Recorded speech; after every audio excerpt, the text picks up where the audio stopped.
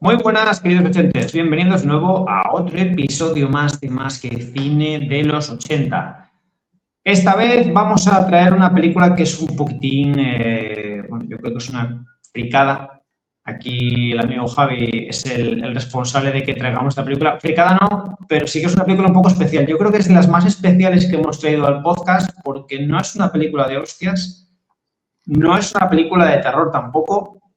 Pero hablando fuera de micro, sí que coincidimos, Javi y yo, que esta película podríamos meterla también incluso en la actualidad, ¿vale? Es del año 86, vamos a empezar con 88, perdón. Vamos a empezar con los 80. Es Heathers, que en español se tradujo mal, también hay que decirlo, como Escuela de Jóvenes Asesinos. Y además de Javi, pues está también Pablo. Pablo, yo no sé vosotros, esta supongo, como os pasaría como a mí, la veríais también en Videoclub. En mi caso, yo ya os lo comenté por privado, me ha costado un mogollón el segundo visionado. Bueno, pues ante todo muy buenas, amigos, José María Molano, señor Javi Leiva. Un placer como siempre estar aquí. Y bueno, yo ni de Videoclub, tío. Yo sí tengo que serte sincero, yo esta película la vi bastante tarde porque la vi en pandemia. No la había visto, así que ya la descubrí bastante tarde. Y es como comentáis, ¿no? Llevamos un tiempo hablándolo pues fuera de micros y sí es cierto que es una película que es bastante inclasificable, ¿no? Es una película de la verdad de la que tampoco se suele acordar mucha gente. No sabría si calificarla como película de culto, por lo menos aquí en nuestro país no creo que tenga ese estatus. Creo que una película que sí es verdad que yo había escuchado hablar de ella anteriormente a su visionado, pero no creo que tenga ese aura como de película de culto que sí tienen otras películas de la época. Y en Estados Unidos sí parece que tiene bastante más culto que aquí, ¿no? Me imagino que porque trata esto tan suyo como esto, el tema de las películas de high schools, ¿no? Las películas de instituto que allí son bastante populares, también por la época, ¿no? Era una época en la que fructiferaban mucho este tipo de películas, ¿no? Ahí estaba John Hughes prácticamente en auge en aquella época y yo creo que podría clasificarse como un reverso tenebroso, ¿no? De todo ese cine de John Hughes que hubo durante los 80, ¿no? Y es una película que para mí es curiosa, ya en su primer visionado quizás me esperaba otra cosa. El título sí es verdad que engañoso, aunque engañoso en el sentido de que tú esperas algo donde los asesinatos sean la tónica durante toda la película, ¿no? Y aquí quedan prácticamente como un gimmick, ¿no? Son una especie de MacGuffin. Sí es verdad que no podemos considerar a estos dos protagonistas como unos asesinos per se, pues porque lo son, pero no lo son por las circunstancias. Ya digo, la premisa es un poco extraña, pero yo creo que es una película que sí que merece la pena ver. Más que nada por eso, porque sobre todo en la época se sale un poco de la tónica que había en el género y juega con otras bazas, ¿no? Juega con otras narrativas y me parece que es una película bastante curiosa. Los actores están, la verdad, que francamente bien, no lo podemos negar. Y creo que es una película que tiene cositas, ¿no? Este último visionado que le he dado para el programa no ha hecho que me crezca la película, pero tampoco ha hecho que se me caiga un poco. Así que yo creo que ha sido un visionado satisfactorio, ¿no? Una vuelta a ella bastante óptima. Y creo que tiene cositas de las que va a merecer la pena que hablemos hoy aquí. Sí, lo que hablábamos Javi antes, sobre todo el tema del bullying, el tema de esas diferencias sociales, ¿no? Que hay en los institutos muy americanos, era una cosa muy americana, ¿no? Eso, los pijos, pues yo qué sé, pues el tema del baile de graduación, la popularidad, que es lo que hablaba con Javi antes. Ahora con la época de redes sociales, pues seguramente pues había cosas que salían para hacerse virales, pues intentarían hacer más cosas para llamar la atención, ¿no? Por ejemplo, la chica con sobrepeso que va con una nota de suicidio, que intenta, pues eso, intenta conseguir que la atropellen, pero no llama la atención porque yo creo que es un desesperado intento de conseguir popularidad, ¿no? De llamar la atención porque nadie se fija en ella, todo el mundo se burla de ella y pretende que le pase algo así como la primera Heather que muere, ¿no? O sea, convertirse en un icono, bueno, o algo popular. Yo creo que extrapolado a nuestra época, seguramente que harías un vídeo TikTok para lo más exagerado posible para hacerte viral y es algo que seguramente pues se podría extrapolar ahora, ¿no? ¿Qué pasa con la película? Que tú si la ves como headers no te va a llamar la atención. En español se tradujo Escuela de Jóvenes Asesinos y como bien dices tú, Pablo, es el McGuffin, eso que te enganche. Esto, coño, voy a ver asesinatos. ¿Qué pasa? Que solo ves 4. Te quedas a medias y yo creo que a mí es lo que me fallaba porque lo que comentaba antes con Javi. Yo he tenido el recuerdo de cuando la vi de que había muchos más asesinatos y yo es que me quedé y dije, hostia, no puede ser, pues no es la misma. Y la volví a ver y dije, pues sí es la misma, porque me acordaba mucho lo del cricket. Me acordaba sobre todo de la escena esta de la que están, cuando sale ya el final, me acordaba mucho del final, pero me quedé así a medias, tío, no sé qué por qué, yo supongo que sería por el título y no sé, tenía la sensación de que había más muertes. Sí, puede A ser mí, también un poco en el sentido de que también era una época en la que películas como Un curso de 1984, de la que hay un programón, por cierto, aquí en el podcast, pues estaban en auge, ¿no? Incluso El Rector, este tipo de películas, ¿no? Que se desarrollaban en los ambientes estudiantiles y el título a lo mejor podía invitar un poco a eso, ¿no? Sí es verdad que el cartel para nada, ¿no? Porque el cartel tiene más bien visos de comedia romántica que de película de acción, cosa que tampoco tampoco es, aunque haya un componente romántico en la película. Pero yo creo que el hecho de que lo que hizo que esta película fracasara fue precisamente eso, fue esa mezcolanza de géneros, ese tono que la verdad es que en la época no ayudaba, ¿no? Estábamos nosotros siempre lo hemos dicho un montón de veces en el programa, ¿no? Cuando las películas de los 80 solían ser un poquito películas más buenistas, ¿no? Más fantasiosas, más coloridas. Sí es verdad que ya en los 90 pues ya entramos en un periodo de cinismo, ¿no? De las películas lo que era. Y esta película, pues, la verdad es que ese tono de humor negro que tiene, pues no acaba de casar del todo con la época en la que se estrenó.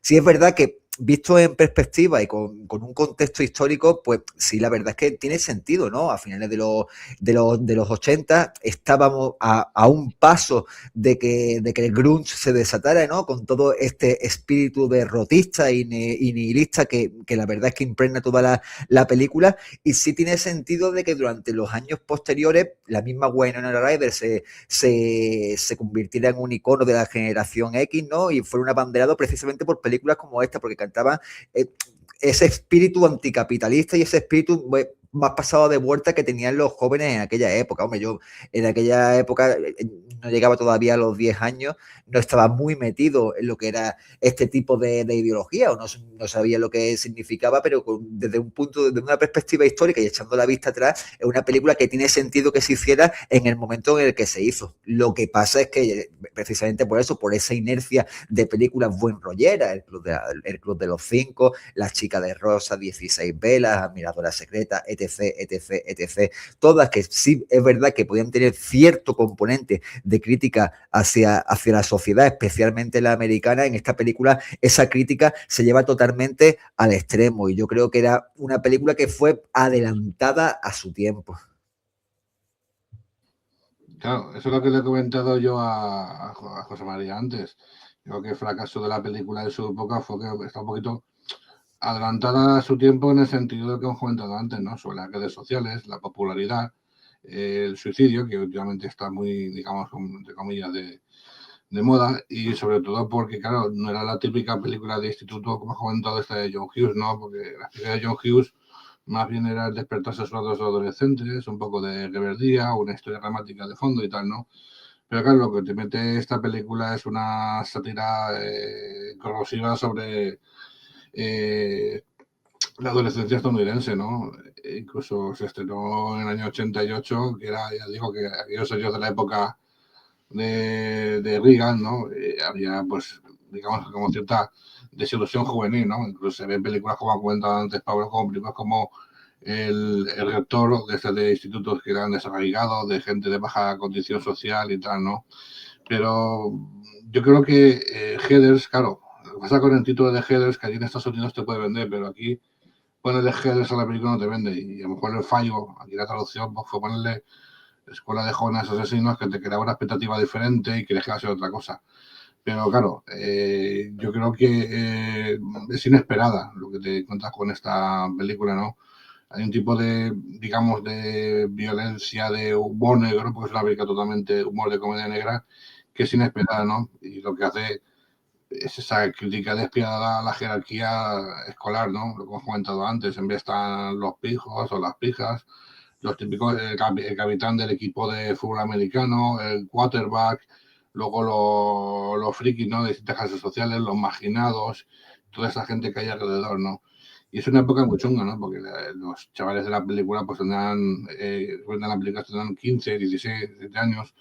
Yo creo que todos hemos tenido esa edad, la edad del pavo, que se suele decir, ¿no?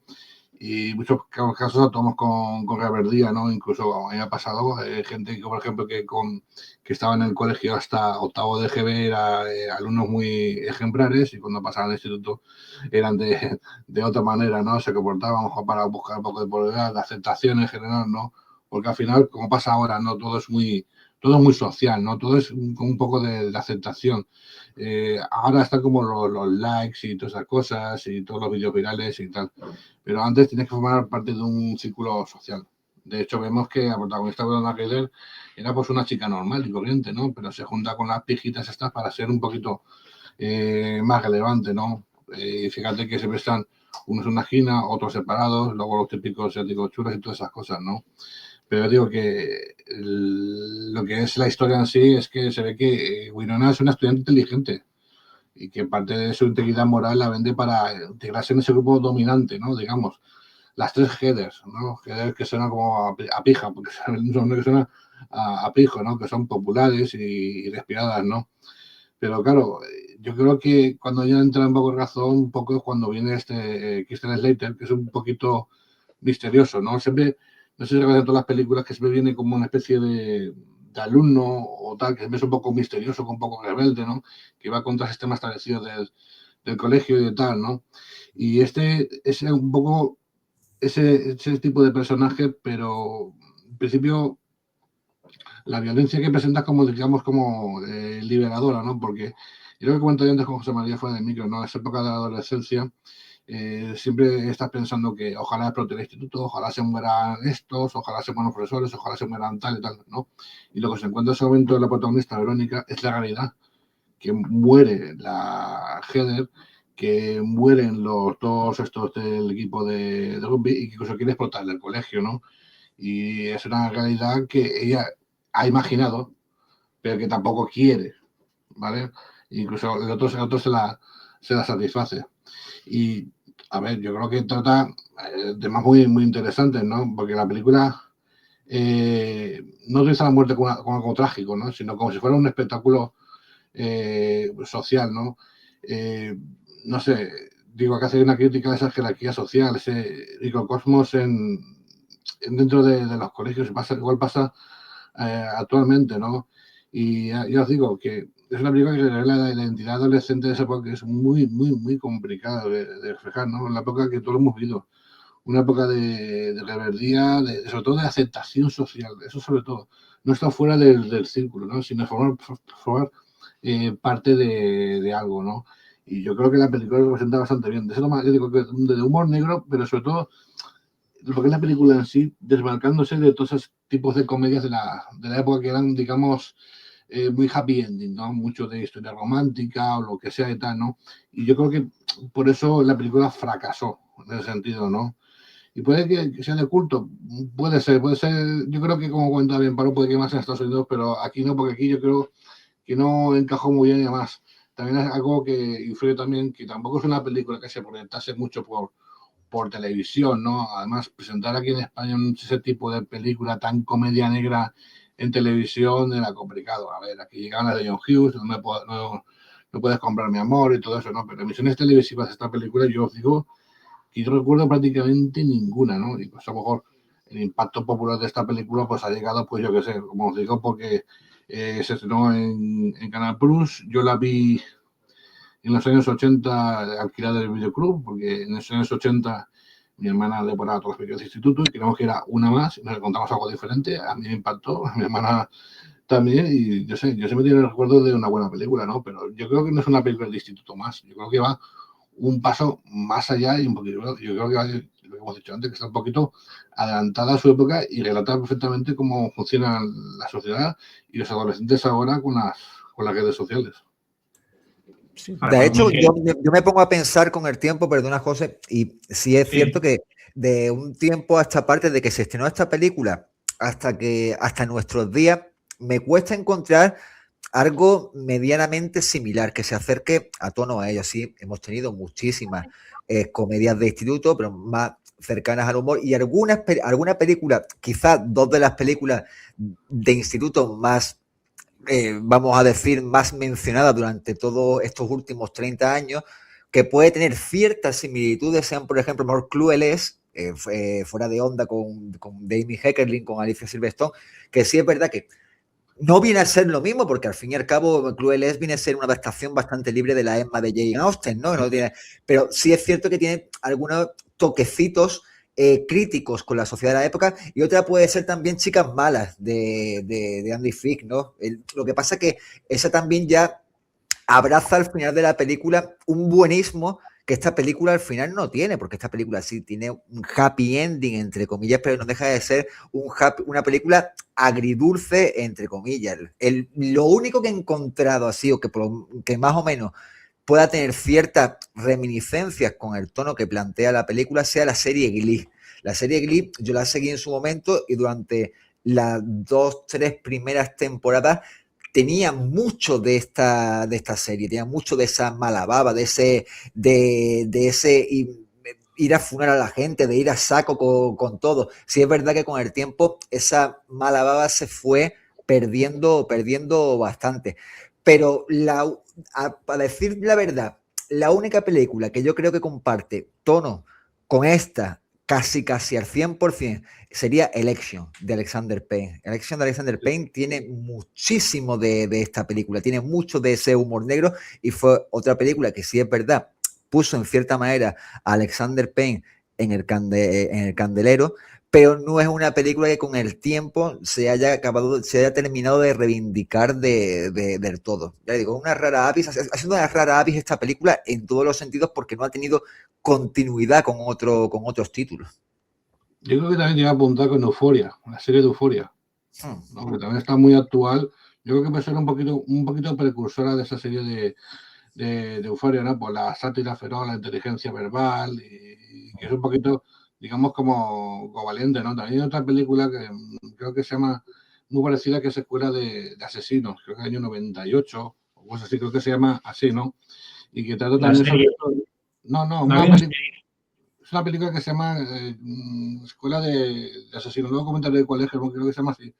No sé si se llama Escuela de Asesinos o cosas así, que trata un tema similar sobre esta película trata más, digamos, con películas como Elephant, ¿no? De la violencia de institutos armados, sí, ¿no? De otro estilo, ¿no? Pasa que también en estas películas de institutos es chocante como los institutos de Estados Unidos son muy diferentes a los institutos que vemos aquí en España, ¿no? Sí. Son bastante diferentes, ¿no? Muchos nos imaginamos ir al instituto que recoja un autobús de color amarillo, que veíamos ahí a las típicas pijas de instituto, que haya animadoras o lo que sea y tal, ¿no? Yo creo que a veces esa representación es un poquito idealista, ¿no? Cuando vamos al colegio y lo que sea, ¿no? Porque, por ejemplo, aquí en España, a ver, segregación, lo que es segregación en ese sentido, no, yo no recuerdo que hubiera un sitio donde estuvieran los marginados o lo que fuera, tal, ¿no? Yo recuerdo aquí en España, como ha pasado otros, pues había uno que eran más amigos que unos, y más amigos entre unos y más amigos entre otros, ¿no? Que se formaban grupitos sin que ninguno fuera el friki o lo que fuera y tal, ¿no? Había, pues, digamos, lo del típico empollón, que siempre ha habido el típico empollón, empollones, que siempre, más que otra cosa, era un poco de envidia, que te hacían muchas veces de los empollones, más que más que otra cosa, ¿no? Luego estaba pues el típico rebelde que teníamos en clase y luego, pues, como pasó, se ven las tías buenas que estaban en clase y tal, ¿no? Pero yo creo que esa película así americana de instituto, yo creo que es un poquito idealista, ¿no? Pues yo creo que incluso me metería en ese tipo de películas como Porky's. Es un poquito como idealista, un poquito bestia, ¿no? Porque todas tratan sobre un poquito de la represión sexual de los adolescentes, ¿no? Es como si en los 80 estuviera de Porky's y luego en 2000 estuviera la de American Pie, que supone un poquito de esa rebelión adolescente, ¿no? Pero todas, ya digo, eran tratadas de la misma forma, ¿no? De descubrimiento sexual, más que otra cosa. Pero es que esta enfoca todo desde el tema, pero bastante serio, ¿no? Lo he comentado de que, fijaos que cuando se suicida la primera chica, se hace más popular de lo que es. Ha conseguido lo que ella quería. Pero claro, como se suicida ella, sino que es una chica popular, parece que importa a todo el mundo. Pero cuando se suicida la otra chica, que es gordita, no importa a nadie. Es lo que os quiero decir. Y cuando se suicidan los dos chavales de estos de que, por ejemplo, el funeral con los dos vestidos con el casco de fútbol americano con la pelota aquí, es gracioso, ¿no? Y luego el padre diciendo, yo reconozco que mi hijo es homosexual. Todos se ríen y luego la chiquilla está llorando, ¿no? Yo creo que la película que tiene más de fondo de lo que aparece, ¿no? En general, no sé. Yo puedo entender que no pueda disgustar porque te puedes encontrar otra cosa. Porque yo, evidentemente, yo se veo escuelas de jóvenes asesinos, creo que de asesinos, ¿no? Pero yo creo que, repito, yo creo que es una película que está adaptada más a la época actual que la de antes. Es que yo estaba pensando, es decir, hay cosas que me suenan más asesinatos. Hay una serie, remake de la película, y yo eso fue lo que vi, de 2018. 2018. Que cancelaron la serie con la película, con cosas de la película. Y dije, hostia, hay más asesinatos. Y es que me pongo a mirar ahora la que me dijiste tú, sí que es 2002, que sale Tom Cavanagh, que era este que salía en Flash. Y aparece la serie y dije, coño, claro, yo la serie sí que la he visto, tío. Porque la serie creo que la echaron en Movistar, no sé si fue Movistar o Amazon Prime. Aquí estuvo en HBO. Aquí estuvo en HBO. Sí, y fue una serie que era bastante cañera. Yo vi también, me parece que fueron 3-4 capítulos y era una serie que era bastante cañera y iba bastante con el tono, o sea, todo se extrapolaba todo a nuestra época, como ha comentado Javi, redes sociales. Es de 2018, 30 años después de la película. O sea, era muy bestia y la cancelaron. Yo no sé si precisamente por lo bestia que era o porque pero yo creo que hay muchas. Es que es un tema que no es fácil de tratar, ¿no? Y sobre todo con todo lo que pasa continuamente en Estados Unidos, ¿no? Y más sobre todo a raíz de la matanza del Columbine, ¿no? Y vamos, mes no nos encontramos con que hay algún tipo de incidente en algún tipo de institución educativa en Estados Unidos. Entonces, este tipo de series y de temas allí son difíciles de tratar porque si no marcas el tono justo, puede herir según qué sensibilidades, ¿no? Yo creo que en cierta manera la serie es así, lo que tú comentas, José, el primer capítulo ya prácticamente hay casi más muertes que en toda esta película y muchísimo más bestia, aparte de que el humor es de este que va a hacer pupa, vamos, marca HBO sin ningún tipo de tapujo y a dar donde tiene que dar, le guste que le guste. Lo que pasa es que sí es cierto que es un tema un poco más peliagudo porque hay mucho dolor detrás, ¿no? Es que es eso, yo estaba pensando y dije, coño, a mí hay algo que me suena, claro, pues lo que me sonaba era eso, las muertes, pero por la serie, tío. Por eso yo, mi cabeza, mi subconsciente, pues había muchas más muertes de las que aparecen en la película. Y luego es que hay otra que es oriental, o sea, hay un director oriental que es Escuela también de Asesinos. Lo que pasa es que esa no sé si la echaron también, no sé si es de Prime o de dónde es. Que sí que tengo el recuerdo de que era eso, pero bueno, era ya de estudiantes preparándose para ser asesinos, en realidad, ¿no? Entonces, también hay mi confusión. La película, no lo hemos dicho, que está dirigida por Michael Lehmann, que este tío es el que hizo el Gran Halcón. Desde aquí reivindico Gran Halcón, que es una película de Bruce Willis muy vilipendiada y a mí me parece una película bastante entretenida, bastante más de lo que la gente... También con muchos problemas de tono esa película. Que también fue un fracaso en parte por eso, porque es una película que no tiene un tono que todo el mundo que tono que todo el mundo se imaginaba que iba a tener viniendo Bruce Willis pues de donde venía, ¿no? Claro, porque te echas que en la comedia, la acción, no sé por dónde encajarla, la verdad, la película. Como esta. Tú esta que ¿cómo la encajas? Tú dices comedia negra. Yo encajaría más como un drama. Es claramente comedia negra, claramente. Pero yo lo veo muy claro. Igual la de Bruce Willis es, digamos, comedia de aventuras, por así decirlo. Pero la de esta es claramente una comedia negra. Igual que puede ser, yo que sé, como esta de... ¿Cómo se llama esta? Yo no me acuerdo el nombre de la película esta. Sí, como Very Bad Things, ese tipo de comedias, Very Bad Things, Very Bad Things, ese tío, ¿no? En que hay muertes, pero son muertes que en el fondo te ríes. No, te ríes porque, por ejemplo, cuando mata a la primera Heather, te ríes. ¿No? Que se ha bebido eso. Yo me lo bebo porque yo he bebido cosas más fuertes y se muere y te ríes, ¿no? Porque es una claro, pero encima es que es eso, que le echo zumo de naranja con leche. Claro, que yo pensé que ahora están multifrutas, que toda la gente vemos multifrutas que naranja con leche. Digo, eso no va a hacer nada, mujer. Eso hemos bebido todos ahora. Claro, que de la decía no lo sabrían seguramente, porque la otra iba a echarle matarratas, lo que es lo que le va a echar, y al final, mira. Claro. Y las muertes de los otros también, ¿eh? La muerte de los dos que hacen pasar por homosexuales, pues igual también. Uno de un tiro, sí, pero el otro es que tienes que ir corriendo detrás de él para conseguir. No, no te preocupes, que estos son balas, ¿cómo era? ¿Balas qué? Balas V-Luger. Ich Luger. Que solamente te dan la piel y salta un poco de sangre, ¿no? La chiquilla que es un poquito inocente en ese sentido, no lo voy a decir. Una pistola que solamente te dispara un poquito de sangre, la chiquilla es inocente y Christian Slater juega con ella en ese sentido, ¿no? Pero también vemos cómo son es paródico el capitán del equipo de fútbol americano, el quarterback, que siempre parecen los dos matones del colegio y los más serios del colegio y los más tontos del colegio, ¿no? Es todo como una sátira de todo eso en general, ¿no? Y luego van allí para que la otra se la ñañan entre los dos bajo los pinos, ¿no? Y van allí los dos como desesperados.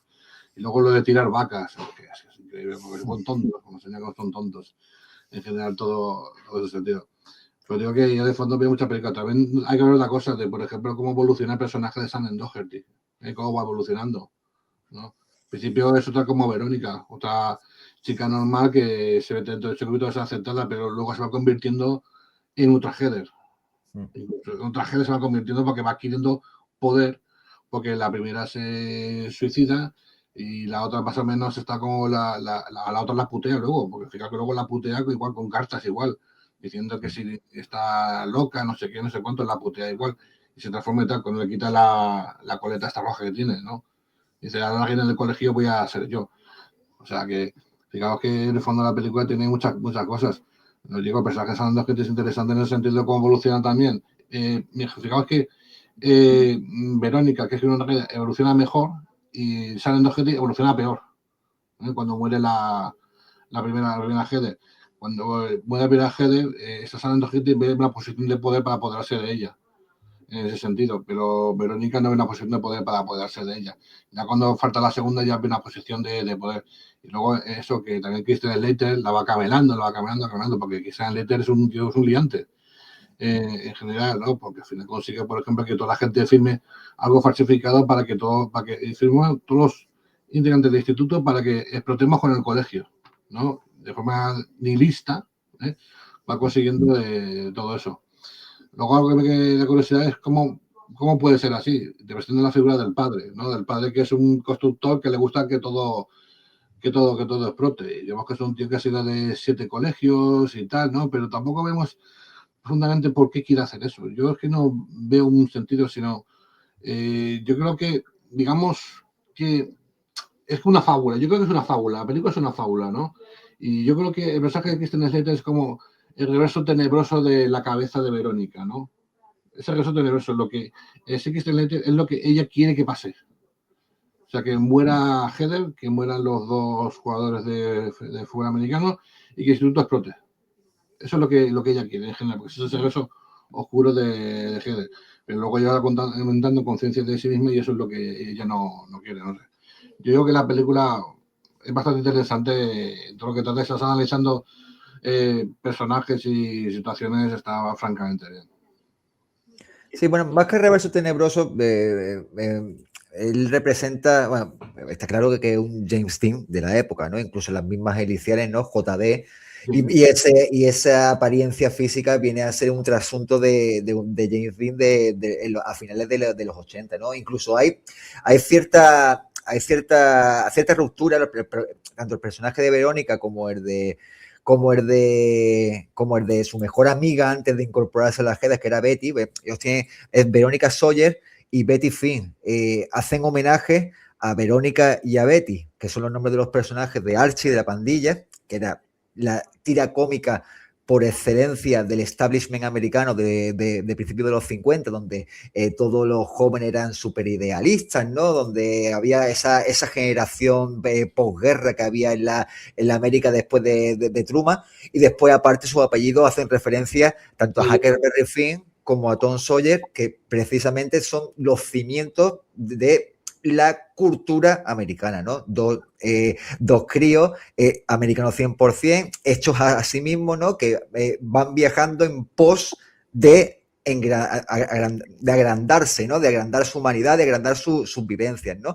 Y llega este JD, este James Dean de Sardo, que precisamente lo que viene a significar es ese intento rupturista, pero a través del nihilismo, cosa que no tenía el James Dean de los años 50, sino que estamos ante un socias de lo que representaba James Dean, pero totalmente alejado de lo que es, porque aquí lo hace de una manera totalmente amoral, donde en una época, en los 50, había una rebeldía contra el sistema establecido, aquí lo hacemos a través del nihilismo y de la moralidad absoluta. Entonces, ahí se encuentra esa Verónica Sawyer, esa americana del 100%, abanderada del establishment americano, tal y como se conocía, tiene esa diatriba al unirse a él. Y durante un momento, pues, hasta lo que tú dices, hay esa evolución en el personaje para ver que los valores que predominaban en el pasado son los que tienen que seguir predominando en el presente y en el futuro, porque son los que tienen un contexto moral, ¿no? Los que tienen un fondo de moralidad, ¿no? Y a eso ya hace la película, ¿no? Jason Dean, JD, lo que quiere es como el Joker del Caballero Oscuro. Un saludo, J. Lo que quiere es el caos por el caos. Quiere romper absolutamente con todo, quiere anarquía. De hecho, él lo dice en un momento dado, cuando él dice casi al final de la película, que cuando la gente vea ese instituto derrumbado, se va a dar cuenta de que no es el instituto que se ha derrumbado, sino que es la sociedad, ¿no? Esa va a ser como su alegoría total, ¿no? Y está muy bien llevado el personaje y está muy bien en la manera en la que al final, pues, Verónica se enfrenta a él con sus mismas armas, que es a través de la violencia, ¿no? Al fin y al cabo. Y es lo que tú dices, son cositas que están repartidas por todo el libro que te dan gustito de hacer que veas la película, pues, de otra manera, porque tienen cierto mensaje, la verdad. A ver, el personaje de Slater yo creo que es un personaje atractivo. Para mí es el protagonista de la película, más allá que Winona Ryder o Shannen Doherty. Yo creo que el protagonista indiscutible es él, porque encima se come la pantalla. Primero, cómo se cambia la Winona, ya se cambia desde el principio. O sea, él como que le llama la atención y luego pues se la lleva al catre. Ahí la partida de strip polo, de strip cricket. Croquet. No, croquet es Sony. Croquet es el de Corrupción en Miami. Ricardo Tubbs, el de Castillo. Cricket es con los ingleses, con el palo, eso es croquet. El palo, eso es croquet. Pues sí. La lleva ahí y luego lo que dices tú, luego lo que hace él es no lavarle el cerebro, sino hacerle que cumpla sus sueños. ¿Te quieres cargar al jefe? Vamos a hacerlo de esta manera. No, pero es que con un veneno que va a ser muy fuerte, pues con zumo de naranja, lo que dices tú, con un biofrutas. Al final se la carga con un biofrutas. Vamos a cargarnos estos dos porque son unos difamadores y dicen que yo les hice una felación en la fiesta de tal y se los cargan. Y luego al final, pues ¿quieres reventar el instituto? Pues ¿quieres reventar el instituto? Pues revienta el instituto, ¿no? O intentas reventar el instituto, que al final no reviente el instituto. Hay una cosa, y es que el final era muy distinto a lo que vamos a ver, lo que vemos en la película, ¿no? En el final de la película, JR muere, reventado por la explosión de la bomba, con la que quiere destruir el instituto. El final no era así. El final lo que querían hacer era que muriesen los dos, subiesen al cielo y entrasen en un, ¿cómo era? En un baile de fin de curso en el que estaban esperándole todos aquellos que habían asesinado. Por esto, estaban todo el instituto allí en el baile de fin de curso en el cielo. O sea, era una cosa muy surrealista. Sí, pero no había pasta. Ese es el problema, que no había pasta y entonces vamos a recortar aquí porque no puede ser. Pasta que también, por lo visto, que llevase bastante pasta el bueno de David Newman para hacer el score. ¿Vale? David Newman, yo lo que hemos tenido aquí en el programa con The Phantom, a mí me parece un score cojonudísimo para la película de aventuras. Y aquí se lo monta bastante bien David Newman, la verdad que me gusta mucho. Pero no solo el score, sino la banda sonora. Porque ¿cómo empieza la película? Pues ¿te acuerdas? ¿Será? Con un cover de ¿Qué será? Que es un himno, para Javi y yo que somos futboleros, es un himno futbolero, porque esto suena en cada poco en los campos de fútbol y a mí me ha sorprendido, tío, que empieces así la película, porque además la copia que os pasé, que es muy, pues, es la copia casi de videoclub, se puede decir que es copia de VHS, joder, se oye con ese sonido de fondo que había en todas las películas de VHS y la verdad es que me trae recuerdos a Radio Cassette, tío. Porque yo creo que ese Radio Cassette, esa canción, mi padre debe tener algún Radio Cassette. No me acuerdo cuál era el grupo, ¿sabes el grupo que la cantaba? No, o la cantante. Yo, el cover de esta versión, no, la verdad es que no sé quién es el grupo de cantantes. A mí que yo escucho que será y a mí me recuerda a Doris Day, que me parece que la cantaba en El hombre que sabía demasiado, Javi. Puede ser, pero que será es una canción italiana. Sí, pero yo ahora escucho y a mí se me viene Doris Day a la cabeza. Ha sonado muchas películas, Pablo, ha sonado muchas cosas. No sé decirte, puede ser, es que no lo sé. A mí siempre a fútbol, Javi. ¿Qué será? Será mi vida sin ti Sporting. Me suena siempre a eso, colega. No sé, siempre pasa así. A lo que iba, la banda sonora está de puta madre. La verdad que tiene sus temazos muy enteros. Bastante buena. De hecho, creo que está en Spotify, si queréis mirarla. Está en Spotify, la verdad que está bastante bien. Y la partitura de Newman, yo no sé qué opináis de ella, a mí me parece muy potente. O sea, muy potente. Muy notable para lo que es él, que tampoco es que se prodiga demasiado, pero bueno, para ese tipo de películas. La verdad que si esta fue una de las primeras encima, me parece, fue del 88, pues sería de las primeras que hizo. Sí, Newman estaba sobre todo especializado en comedia, ¿no? Le iba a la comedia un poquito más alocada. Sí es verdad que ha tenido cierto coqueteo con las películas de aventuras, ¿no? Como tú has comentado, la de The Phantom, ¿no? Pero yo recuerdo sobre todo en comedia. Sobre todo la filmografía que yo recuerdo más de Newman es sobre todo la de principios de los 90, ¿no? A mí me gusta mucho, por ejemplo, el score que tiene para Luna de Miel para 3, que esta peli que es súper simpática con Nicolas Cage, que tiene un score también muy chulo, pero después tiene los caraconos, tiene los picapiedras, tiene la de Operación Elefante, creo que es suya, la del profesor chiflado, Matilda, incluso Un padre en apuros me parece que también es suya. Es típico, es un tío que la verdad, los Newman, tanto él como Thomas, como sus padres Alfred, ¿no? Son gente que tenía un don para la banda sonora. Yo creo que quizás de toda la familia Newman sea el compositor que menos éxito haya tenido. A mí Thomas Newman, por ejemplo, es un compositor que me encanta y los scores que tienes para las películas de Sam Mendes me flipan, ¿no? El de 1917 es un score totalmente impresionante, o el de Revolutionary Road. Y Newman sí es un compositor a una escala un poquito menor, pero que estamos hablando y hemos comentado aquí con un montón de compositores, ¿no? Para este tipo de películas, pues le iba como anillo al dedo, hacía una cosita rapidita y con cuatro acordes, pues hacía una banda sonora que, como tú has comentado, pues es bastante solvente. Después, el soundtrack, tío, lo has comentado y estoy aquí intentando dándole vueltas, pero no recuerdo que no hay tantas canciones en esta película, tío. Es que no me suena que haya muchas canciones en esta película, excepto las dos versiones que hay del ¿Qué será? ¿Qué será? Hay 4, creo. Pero bueno, son 4 que están bien. O sea, no necesitas mucho más para la película, ¿entiendes? Que son 4 canciones, pero 4 que están bastante curradas. O sea, que son muy ochenteras y que están de puta madre. Hay una que suena de fondo cuando están cogiendo el refresco, Slater y Ryder, ¿os acordáis? Sí, en el 7-Eleven. Esa era de... Joder, estaba pensándolo, tío, de quién era. Ay. No me acuerdo.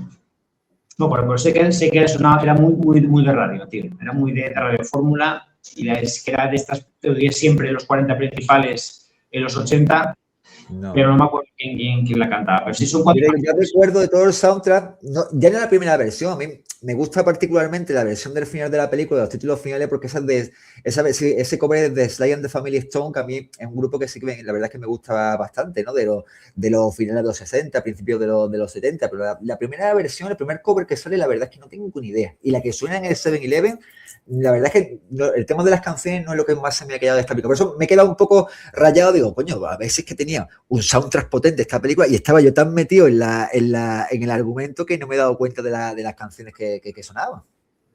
Son 4 contadas, lo que pasa es que, bueno, a mí me gusta. Está en Spotify, pero estaban las 4. Lo que pasa es que metieron más. Sí. Lo que suele pasar, ¿sabes? Meten más que luego no aparecen en la película. Pero hay 4, pero 4 que son potentes. O sea, que son 4 que son buenos. Aprovechando que estás tú ahora remarcando el tema de la música, te comenté, no lo sabía, pero hay un musical de Broadway que de esta película, sobre Heathers, bueno, más que de Broadway, de los Broadway. Y yo aproveché para verlo porque está tanto en Prime como en Filmin. Y yo es que soy muy amante de los musicales, a mí es un género que me gusta mucho. Y el musical es muy, muy, muy potable, ¿eh? Bastante bien, canciones muy pegadizas, duran 2 horas y cuarto el musical, que dura bastante más que la película, y para todos los oyentes, si les gusta el género musical y si les gusta sobre todo el teatro musical filmado, que vayan a verlo porque la verdad es que a mí me ha gustado más el musical que la película, todo se ha dicho. Pues yo sé que le voy a ver, me encanta el musical. Hay explosiones. ¿El qué, perdona? Que sí hay explosiones, digo. No. Yo sé que tú no vas a verlo, José. Yo sé que tú no lo vas a ver, ¿no? A ver, pero al que le gusta el musical no me gusta, atiende, no me gustan los musicales, pero sí que a lo mejor hay alguno que pueda ver, pero no. Normalmente me superan. En el cine me supera. Ese es rollo. A mí es un género que me gusta bastante. A mí me da mucha felicidad, mucha tranquilidad los musicales en general. Otra cosa que me has contado de... Échale uno, Javi, si no lo has visto, échale uno, está en plan en el filming y te va a gustar, sí, la voy a ver, así la voy a ver, pues no, sí, hoy o mañana, oye, no, pero a lo mejor mañana, es de Quitalina, la veré. Yo la he visto en Blu-ray, porque tengo una película en Blu-ray. Y otra cosa que he comentado también a José María, el doblaje es espantoso. Yo no recordaba que el doblaje fuera tan flojito y no pega en general con la película, ¿no? Yo al principio la estaba viendo... La estaba viendo doblada y al final la he cambiado, pero cuando la he cambiado era en el momento en que Heather empieza a hablar primero con JD y de repente ha cambiado el fondo musical, ya no había música. O sea, lo que se hacía muchas veces en los redoblajes o doblajes era meter un pequeño fondito musical, ¿vale? Para tapar ciertas cositas de los ruidos de fondo, ¿no? Y yo cuando he visto la película en versión original, ese fondo estaba limpio de sonido. Solamente se oían los sonidos de los vasos o lo que sea y tal, ¿no? Pero en la versión doblada se escuchan como un especie de fondo de música de ascensor, son música de ascensor. Música de ascensor. Y eso, lo sabréis, en algunas películas, en muchos cine clásicos, le meten a redoblaje, no la película original, pero eso ha pasado muchas veces. Y pues en la película clásica, doblada, y se ve esa musiquita de ascensor de fondo para tapar ciertos elementos de la banda sonora, la pones en versión original y no se oye nada, solamente los típicos ruidos que pueden aparecer. Y en eso me está muy curioso, pero digo, el doblaje no pega. La verdad es que la voz de, cuando dice eso de saludos y felicitaciones, queda fatal en castellano. La voz que tiene que la Rey del general no, y la voz que tiene que ser el Leiter, la verdad es que no le pega en absoluto. No. José ha hablado antes un poco del Slater, tío, pero el puto Slater, la verdad es que en esta película es que es el carisma personificado, ¿eh? Es que es increíble. Y venía de hacer prácticamente nada más que el nombre de la rosa. Ese era su papel más relevante, pero ya de aquí el cabrón despegó, tío, y después de esta, tío, Intrépido Forajido, Rebelión en las Ondas, que es una peli que yo confundía con esta. Rebelión en las Ondas. Algo similar. Sí, un tono similar, sí. No me preguntes, pero yo tendía a confundirla. Después el Imperio del Mar, Poli por casualidad, ¿no? Fue una época en la que el tío se puso un fire que ya hasta llegar al que yo creo que es su pick, que es Amor a quemarropa, que yo creo que es donde él está mejor, vamos. Yo creo que por la época, creo que el momento por cierto fue en aquella que era de los patinetes, que era Filo del Abismo, ¿puede ser? Al filo del abismo. Era tras Suscriptor Die o algo así, era. No me acuerdo cómo se llama. Era de patinetes, ¿no? Patinaje al límite, sí, era de skate, sí, pero no me acuerdo ahora. Pues es de la época, ¿eh? También está. A mí me explica el filo del abismo también, vamos. Sí, es de la época. No, ha comentado que Stanley tuvo varias películas de aquella época, oye, que no estaban nada mal. Pero yo creo que a lo mejor lo malo es que a partir de Amor a quemarropa, que tenía que haber sido su paso adelante, fue su paso hacia atrás, lamentablemente, ¿no? Y yo creo que es un actor, como yo pienso, era un actor solvente, más allá de ser un secundario. Por ejemplo, esta de Caps, Poli por casualidad, la verdad que está muy bien. Sí. A mí me gusta mucho, que está como ese policía que hace, como eso digo yo, la cuarta pared, que va hablando con el espectador, ¿no? Comentándole lo que le pasa y tal. Y no sé, esta película demuestra que es buen actor, pero siempre se ha relegado mucho a secundario, ¿no? Entonces se recuerda mucho en la de Robin Hood, que también de salir de secundario, que era el hijo de Robin Hood. Pero es un actor que se ve bien. Incluso, bueno, Entrevista con el vampiro, bueno, salió un poquito al principio y poco más. Además, sí, bueno, y ahí entró de rebote porque fue el sustituto de River Phoenix, que murió antes, un poco antes de empezar el rodaje, sí. Fue un poco de rebote, pero es un actor que sí me ha gustado. Y en cuanto a la firma de Winona, hombre, Winona fue a partir más o menos de Dos manos tijeras, realmente, en el año 90. Pero tiene otra que creo que se llama Ir a perderlo o perderse, creo que se llama, el año 80 y pico. Y varias comedias por ahí que están muy bien. Hay una que me encanta mucho de ella, que la he visto muchas veces, que es el año 91-92, que es la película esta con Cher, que es la de Sirenas. Sirenas, sí. Que es una maravilla de película. Luego tuvo esa que digamos que es generacional, que es la de Reality. Es un poquito de generacional. Luego tuvo ese problemilla que tuvo, que le pillaron robando en una tienda, y claro, ya esas cosas que pasa en Hollywood, ¿no? Cuando te pillan robando, mangando, o haciendo un escándalo sexual, tipo Rob Love, en ese sentido también, pero parecido igual, ¿no? Ya te marca muchas veces de por vida, ¿no? Hombre, esa es la mejor película de la historia, que es de la cura de Bram Stoker, no te olvides, Javi. Que tú sabes perfectamente que fue también de casualidad, por decirlo. Bueno, ahí fue ella la que impulsó el proyecto, más que casualidad, si no llega a ser por ella no existiría la película prácticamente. Sí, pero que iba a ser Sofía Coppola. Otro ejemplo de actriz que te pasa las canutas, como Robert Downey Jr., pues al final se ha reinventado y mira, Stranger Things, pues ha salido adelante. La cosa es cómo saldrá ahora, que acabó Stranger Things, a ver cómo se... Bueno, hasta Chus. Pero bueno, fuera de hecho, sí. A ver cómo se recicla ahora, porque... Lo que pasa es que ya es complicado, ya con la edad de Winona, en el cine ya sabemos lo que pasa con ese tipo, con las mujeres. Ya. Si como no se refugia en la televisión, la verdad es que en cine... Alguna serie potente que tenga por ahí, alguna serie también, ya que le da el misterio o terror, pues que estira por ese tipo de series, que también se estila mucho. Netflix, por ejemplo, tira mucho por eso. Supongo que tendrá contacto con Netflix también, claro. Tiene Arnold, pero Arnold, por ejemplo, ya... Lo más grande de Winona, a mí personalmente, a mí una actriz que siempre me ha gustado mucho, pero los que nos escuchen ahora, sobre todo la gente más joven, ella lo conocerán sobre todo por el tema de Stranger Things, pero Winona de los 90 era la reina, tío. Era una bestialidad lo que esa muchacha movía, ¿eh? Porque era lo que había comentado, Reality Bites, donde ella era el icono máximo de la generación X, y a día de hoy pues, podemos confirmar que fue así, pero aparte de eso, que era muy, muy, muy buena actriz, tío. No solo por mencionar Drácula, que yo creo que está ya espectacularmente bien, sino películas como La Edad de Inocencia, donde Mujercita, son películas donde te pueden gustar más el género, te puede gustar menos, pero son películas en las que ella demuestra que es una actriz verdaderamente extraordinaria. Y sí es verdad que incluso antes de todo el tema con la cristomanía, etcétera, ya se había perdido un poco, ¿no? Con películas un poco más ramplonas como Poseídos de Kaminski o unas cuantas que tuvo por ahí por medio, pero era una actriz que en los 90, tío, encadenó una racha que lo más parecido que tenemos ahora pues sería para lo mejor Florence Pugh o alguna de estas más eso, pero era totalmente icónica en su momento, ¿eh? Yo fíjate que yo me enamoré de Winona por Drácula. Es increíble cómo son Drácula.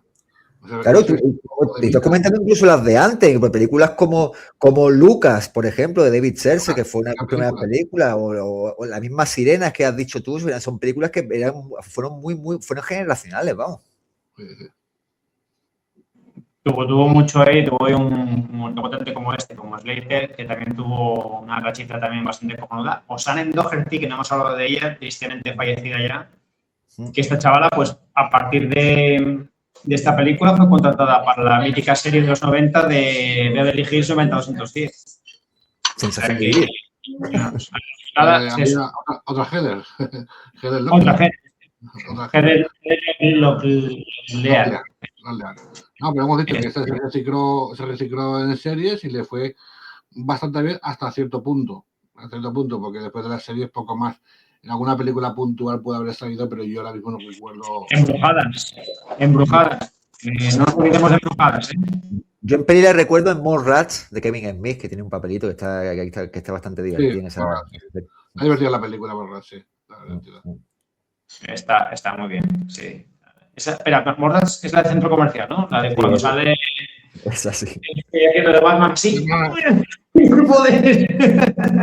Esa película diciéndole Brenda. Esa es la que sale también Stan Lee haciendo ahí un diálogo. Sí, claro. Es divertida la película. Me acuerdo sobre todo cuando se mete la mano en el culo para dar la mano al otro, ¿sabes? Ah, sí. El saludo es así, sí, qué bueno. Saludos, qué bueno. Así te va a dolor en 5 días, que se pone a comerse la galletita esta derretida, ¿sabes? Qué buena es. Pues nada, la película valió 3 millones y por desgracia recaudó solamente 1,168,250 a nivel mundial, no solo en Estados Unidos, ¿vale? Como bien dijo Pablo al principio, de culto en Estados Unidos, aquí no tanto, y yo creo que volvemos a repetir que el problema sería más bien el título, que nos llevó a engaño, a lo mejor en Estados Unidos al ser las Heather, pues lo entendería mejor, pero aquí no quedó muy bien. Ya hemos dicho, ¿vale? Hay una serie, yo la recomiendo, porque la serie, yo es lo que tenía más recuerdos de la serie que de la película, y la serie está muy bien. 2018, se llama igual que la película, Heathers for Asesinos. Son 10 episodios nada más, o sea que podéis darle un vistacín. Y luego está la película, hay una película con el nombre Escuela de Asesinos, que es la que dijo Javi, que bueno, pues más o menos tal. Y yo no sé si tenéis alguna cosa más que decir de esta Heathers. Bueno, pues tengo que decir que en principio no es una película que sea en alguna plataforma, que recuerde, no está en ninguna. No, nada. No, está en filming, ¿eh? Está en filming, yo la he visto en filming. ¿Filming? Sí, está en filming. Yo como tenía DVD tampoco me gusta mirar, está en una plataforma. Pero no salió en DVD en España y creo que emisiones televisivas de esta película ha habido prácticamente pocas o ninguna que yo recuerde. En los 90 a lo mejor echaban en Canal Plus, pero a lo mejor después de Canal Plus se metía por la tele, un juego generalista, yo no la recuerdo. No sé, yo lo que he comentado antes, yo creo que es una película que yo creo que es adelantada a la época, ¿no? Y cuenta temas muy actuales y no que sean recurrentes, ¿no? Sino son temas que afectan a muchos chavales jóvenes y de la adolescencia, ¿no? Yo creo que es interesante de ver. Eso sí, No me hagáis como José María y esperéis ahí una salvajada de asesinos matándose entre ellos a los tipos asesinos natos. Que a lo mejor esperaba José María que fuera ahí asesinos natos y todo esto. No. O niños, sí, cosas así, sí, yo esperaba. O Clase Sangrienta, que la vi en Nochevieja, también, que sea una cosa, pero no. Es otro tipo de película. Digamos que es una comedia negra de instituto. Resumiendo, comedia negra de instituto, digo que le queda bastante acertado a la película. El final está guay, además, recomendaros el final porque encima le vuelan un dedo que queda de puta madre esa escena, muy gráfica, como le vuelan el dedo al bueno de Christian Slater, que yo quedé flipando, además, como, joder, pues muy bien rodada, como le vuelan el dedo. Pues nada, hasta aquí. Antes de cerrar, yo, José, no voy a recomendar la filmografía de Michael Lehmann, hemos hablado un poco de él por encima, pero tampoco hemos ahondado mucho. Es un director que a mí particularmente no es que me encante, ¿no? Pero sí tengo que reconocerle que le da cierto toque a las películas, a los géneros que no suelen tener, ¿no? Tiene películas que fácilmente se podrían enmarcar en un género concreto, pero él lo suele siempre llevar por un derrotero distinto, ¿no? Me refiero, por ejemplo, no solo en el caso de esta película, tiene, por ejemplo, La verdad sobre perros y gatos, que es una comedia romántica con Uma Thurman y Janeane Garofalo, que podría ser una comedia romántica al uso, de esas que tanto se estiraban a mediados de los 90, pero no lo es. Tiene también un toque cínico que no solían tener ese tipo de películas en la época. Otra, por ejemplo, ya metido en los 2000, sería 40 días y 40 noches. Esta película que en su momento fue bastante popular con Josh Hartnett, donde hacía un voto de castidad durante 40 días. También podríamos enmarcarlo dentro de la comedia romántica, pero sí es cierto que esa película tiene también muchos toquecitos cínicos que hacen que no sea la típica comedia romántica. Ya hemos hablado, por supuesto, del Gran Halcón, donde es una película bastante inclasificable, una comedia de acción, una cinta de aventuras con toques cómicos. Es un musical, porque hay parte de musicales. A mí la parte del robo al ritmo de la canción de Sinatra me encanta. Yo creo que es una de mis escenas favoritas de esa película. Y también quería hablar un poco del guionista de Daniel Waters, que, hombre, yo creo que quizás el guión sea lo más remarcable de esta película junto con las interpretaciones. Y después me puse a mirar un poco la filmografía del señor Waters, y no tiene una filmografía que sea muy dilatada como guionista, pero enganchó. Esta película es uno de los guionistas de las aventuras de Fort Fairlane también, que la tuvimos aquí hace poco, programó, por cierto, guionista del Gran Halcón. De Batman Vuelve, donde la historia en parte es de Sam Han, pero el grueso del guión es suyo. Y otra película suya es Demolition Man, que son películas que son películas muy marcadas por las personalidades extrañas de sus personajes, ¿no? Como si de alguna manera fuera el toque de este guionista. Y a mí personalmente esas películas que he mencionado me parecen todos peliculones como la copa de un pino. Así que me ha sorprendido mucho encontrarme este nombre en la escritura del guión. Y ya así un poco para acabar, pues también pues reafirmar lo que ha comentado Javi, ¿no? Es una película que efectivamente no creo que vaya a ser muy recordada después de que la hayamos visto, pero sí es cierto que tiene algo la película, tiene algo de pozo cuando tú terminas de verla, que se te queda ahí y que sabes que no has visto una película corriente. Y yo creo que el gran mérito que tiene esta película es precisamente eso, que no te deja indiferente. Sí es verdad que no la vas a recordar durante toda la vida, pero en el momento en que la ves, sabes diferenciar en ella algo especial, algo que no suelen tener todas las películas. Yo creo que ya por eso es una película que puede ser remarcable. Pues sí, la verdad es que si alguien Filmin dijiste que estaba, ¿no? Por lo menos a fecha de hoy, febrero de 2026, en Filmin está. Pues en Filmin, pues nada, ya sabéis, oyentes, la podéis buscar en Filmin y bueno, pues seguramente os va a sorprender. A mí, como he dicho, yo como tengo mis neuronas por ahí perdidas, pues me acordaba más de la serie que de la película.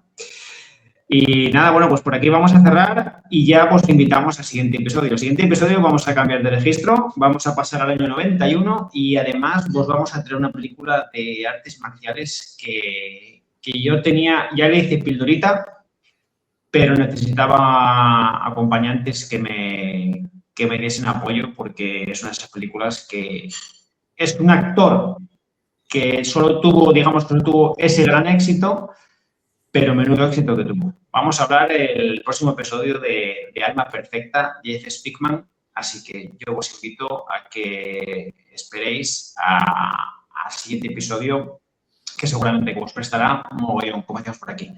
Javi, Pablo, un placer volver a estar con vosotros, chavales, y nada, pues nos vemos en el siguiente episodio si no pasa nada, ¿de acuerdo? Muy bien. Muy bien.